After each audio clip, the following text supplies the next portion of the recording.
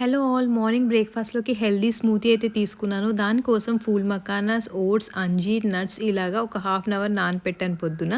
జార్లోకి నానపెట్టిన phool makhanas, oats, nuts, అంజీర్, ఇంకా దాల్చిన చెక్క పొడి, ఒక హాఫ్ బనానా, ఒక క్యారెట్ తీసుకొని కావాల్సినంత వాటర్ పోసుకొని మంచిగా స్మూతీ లాగా బ్లెండ్ చేసుకొని బ్రేక్ఫాస్ట్లోకి అయితే ఇది తీసుకున్నాను. టాపింగ్ కోసం సబ్జా గింజలు నానపెట్టినట్టు ఒక స్పూన్ యాడ్ చేసుకున్నాను.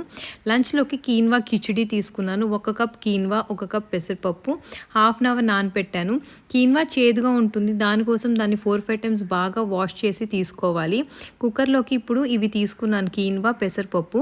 1+1 2 కప్స్ అయ్యాయి మనకి. సో 2 కప్స్కి 6 కప్స్ వాటర్ అయితే యాడ్ చేశాను. ప్రెషర్ కుక్కర్లో 3 విజిల్స్ అయితే రానిచ్చాను. కిచిడి అయ్యింది. సాల్ట్ అది పసుపు అది కుక్కర్లో యాడ్ చేయండి. నేను సాల్ట్ మర్చిపోయాను, సో ఉడికిన తర్వాత యాడ్ చేస్తున్నాను. పోపు కోసం నెయ్యి, నూనె కలిపి ఆవాలు, జీలకర్ర, పచ్చిమిర్చిలో పోపు అయితే వేశాను.